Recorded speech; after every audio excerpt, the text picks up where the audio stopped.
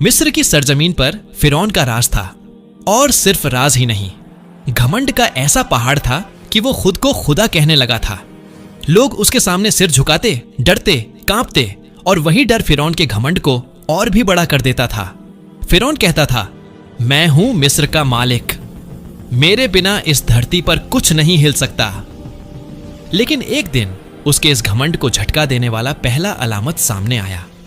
मिस्र की रात गहरी और डरावनी थी। शाही महल की सबसे ऊंची बालकनी पर दुनिया का सबसे ताकतवर बादशाह फिरौन खड़ा था, लेकिन आज उसकी आंखों में नींद नहीं थी। उसके कानों में एक अजीब सी गूंज थी, पानी की नहीं बल्कि खून के बहने की आवाज। वह नील नदी की तरफ देख रहा था, वही नील नदी जिसे वह अपनी मिल्कियत समझता था। लेकिन आज उसे उस नदी के काले पानी में अपना चेहरा नहीं बल्कि मौत का साया दिखाई दे रहा था। उसके हाथ कांप रहे थे। उसने पास रखे सोने के ग्लास को उठाया और पानी पीने के लिए होठों से लगाया, लेकिन जैसे ही पानी उसके मुंह में गया, वह गाढ़ा बदबूदार खून बन गया। फिरौन ने जोर से जाम को फर्श पर दे मारा। नहीं, वह चीखा, यह मूसा का जादू है, यह हकीकत नहीं हो सकती। लेकिन यह हकीकत थी, और यह सिर्फ शुरुआत थी उस खौफनाक अंजाम की जो इतिहास के पन्नों पर हमेशा के लिए दर्ज होने वाला था। कुछ दिन पहले ही हजरत मूसा अलैहिस्सलाम फिरौन के दरबार में आए थे। उनका चेहरा नूरानी था, लेकिन आंखों में जलाल था। मूसा अलैहिस्सलाम ने कहा था, ऐ फिरौन, अब भी वक्त है, बनी इज़राइल को छोड़ दे और अपने रब के सामने झुक जा, वरना मिस्र की जमीन तुझे उगल देगी और आसमान तुझ पर रोएगा भी नहीं। फिरौन अपने तख्त पर अकड़ कर बैठा था। उसने अपनी हंसी उड़ाई थी। मैं मिस्र का रब हूं, ये हवाएं, ये पानी, ये सूरज, सब मेरे हुक्म के गुलाम हैं। तेरा रब मेरा क्या बिगाड़ लेगा? लेकिन फिरौन भूल गया था कि मिट्टी का बना इंसान जब खुदाई का दावा करता है तो कुदरत उसे तोड़ने के लिए अपनी सबसे छोटी फौज को भेजती है।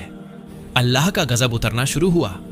वह मिस्र जो अपनी खूबसूरती पर नाज करता था, अब एक बदबूदार नरक बन चुका था। 1. खून का कहर।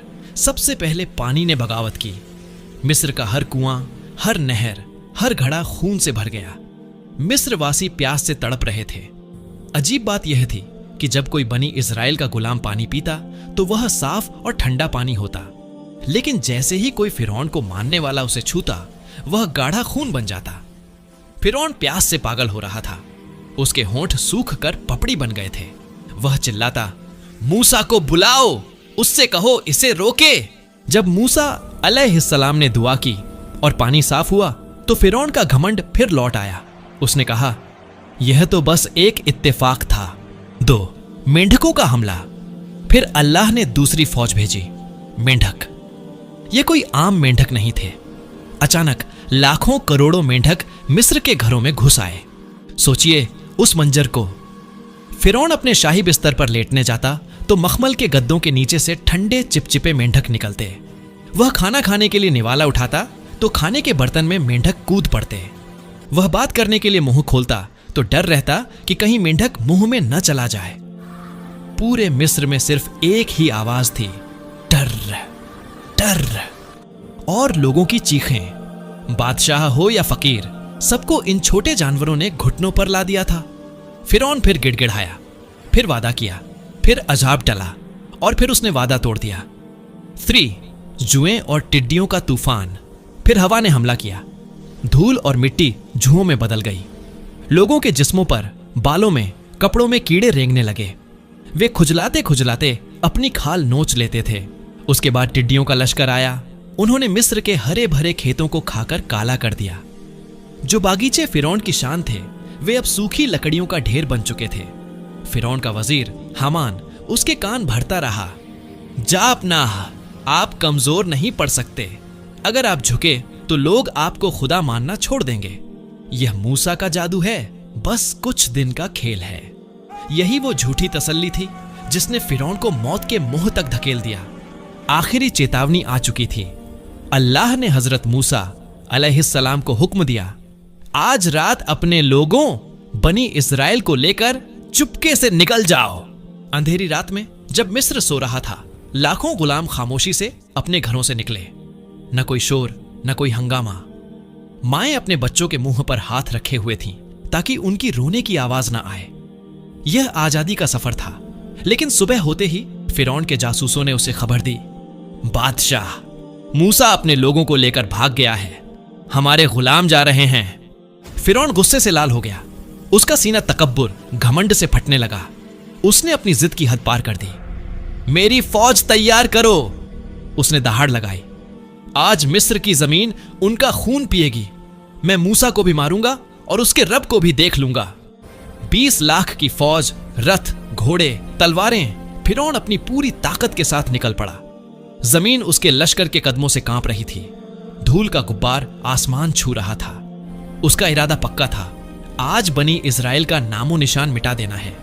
नील के किनारे, मौत और जिंदगी के बीच बनी इजराइल चलते चलते बहर ए अहमर, लाल सागर के किनारे पहुंच गए। सामने ठाठे मारता हुआ गहरा समुद्र था और पीछे से उड़ती हुई धूल बता रही थी कि फिरौन आ रहा है। लोग घबरा गए। उन्होंने चीखना शुरू कर दिया, ए मूसा, तुमने हमें मरवा दिया। सामने समंदर है, पीछे फिरौन है, अब हम कहां जाएं?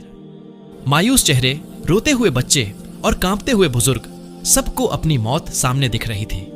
लेकिन हजरत मूसा अलैहिस्सलाम का ईमान पहाड़ जैसा मजबूत था।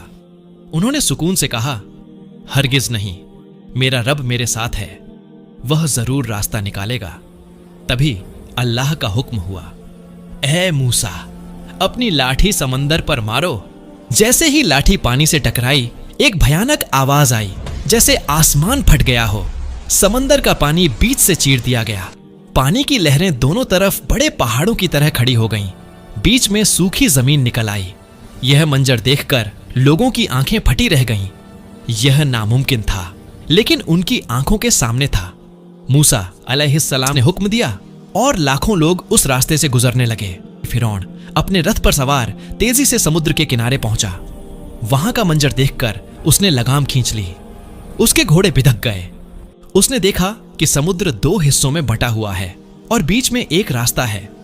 पानी की दीवारें खड़ी थीं, मानो किसी हुक्म का इंतजार कर रही हों। फिरौन के दिल में पहली बार खौफ पैदा हुआ। उसकी अंतरात्मा ने कहा, मत जा, यह जाल है, यह रब का मौजज़ा है। वह ठिठक गया। वह पीछे हटने ही वाला था कि तभी अल्लाह की हिकमत देखिए। हजरत जिब्राइल अलैहिस्सलाम एक इंसानी शक्ल में एक घोड़ी पर सवार होकर आए और फिरौन के घोड़ों के आगे से तेज रफ्तार में उस समुद्री रास्ते में घुस गए। फिरौन के घोड़ों, जो नर थे, ने जब घोड़ी को आगे जाते देखा तो वे बेकाबू होकर उसके पीछे दौड़ पड़े। फिरौन चाहकर भी उन्हें रोक न सका। जैसे ही फिरौन रास्ते पर उतरा, उसकी पूरी फौज, वजीर, सिपाही, हाथी, घोड़े सब उसके पीछे चले आए। उन्हें लगा कि रास्ता उनके लिए भी खुला है। हम मूसा को पकड़ लेंगे, वे चिल्लाए। बनी इजराइल का आखिरी आदमी समुद्र के दूसरे किनारे पर सुरक्षित पहुंच चुका था। फिरौन और उसकी पूरी फौज अब समुद्र के ठीक बीचों बीच थी। दोनों तरफ पानी की ऊंची ऊंची दीवारें थीं, जो अब कांप रही थीं। सन्नाटा इतना गहरा था कि रथों के पहियों की आवाज गूंज रही थी। अचानक हजरत मूसा अलैहिस्सलाम ने अल्लाह के हुक्म से अपनी लाठी दोबारा पानी की तरफ बढ़ाई और तब वह हुआ जिसका डर था। अल्लाह का हुक्म हुआ, मिल जा। पानी की दीवारें जो रुकी हुई थीं, भयानक शोर के साथ एक दूसरे पर गिर पड़ी। हजारों टन पानी एक झटके में फौज के ऊपर आ गिरा। बचाओ की चीखें पानी के शोर में दब गईं। रथ टूट गए, घोड़े डूबने लगे और लोहे के कवच पहने सिपाही पत्थर की तरह समुद्र की तह में जाने लगे। फिरौन पानी की लहरों से लड़ रहा था। वह डूब रहा था, ऊपर आ रहा था, फिर डूब रहा था। उसका ताज कहीं गिर चुका था। उसके शाही कपड़े भीगकर भारी हो गए थे। मौत को सामने देखकर उसका सारा घमंड एक पल में चकनाचूर हो गया। जब पानी उसके गले तक आ गया और सांस रुकने लगी तो उसने वही चीख लगाई जो उसे बहुत पहले लगानी चाहिए थी।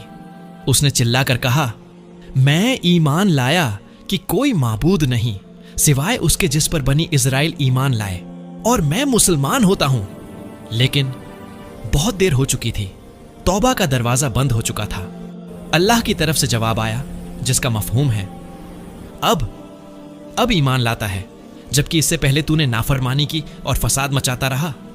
कहा जाता है कि उस वक्त हजरत जिब्राइल अलैहिस्सलाम ने समंदर की काली मिट्टी कीचड़ उठाई और फिरौन के मुंह में ठूंस दी, ताकि वह रहमत की कोई और बात न कह सके, क्योंकि अब फैसले का वक्त था, रहमत का नहीं। फिरौन कहता था, मैं हूं मिस्र का मालिक, मेरे बिना इस धरती पर कुछ नहीं हिल सकता। फिरौन मर गया, लहरें शांत हो गईं, लेकिन कहानी यहां खत्म नहीं होती। यहीं पर वह ट्विस्ट है जो आज भी वैज्ञानिकों और दुनिया वालों को हैरान करता है। आमतौर पर जब कोई समुद्र में डूबता है तो उसका जिस्म मछलियां खा जाती हैं, या वह गलकर खत्म हो जाता है, या फिर वह गहरे पानी में हमेशा के लिए खो जाता है। लेकिन अल्लाह ने फिरौन के लिए एक अजीब और अनोखी सजा चुनी। अल्लाह ने कुरान में फरमाया, आज हम तेरे बदन, बॉडी को बचा लेंगे ताकि तू अपने बाद आने वालों के लिए एक निशानी बना रहे। समुद्र की लहरों ने फिरौन की लाश को निगला नहीं, बल्कि उसे उगल दिया। उसकी लाश पानी के ऊपर तैरती हुई किनारे पर आ लगी। यह वही जगह थी जहां बनी इज़राइल खड़े थे। उन्होंने अपनी आंखों से देखा कि वो शख्स जो खुद को रब कहता था, आज एक बेजान सूजी हुई लाश बनकर रेत पर पड़ा है। न कोई सिपाही उसे उठाने वाला था, न कोई नौकर। असली ट्विस्ट यह है, हजारों साल गुजर गए, मिस्र की सभ्यताएं खत्म हो गईं, लेकिन उस फिरौन जिसका नाम रामसेस द्वितीय या मरनबताह माना जाता है की लाश आज भी मौजूद है।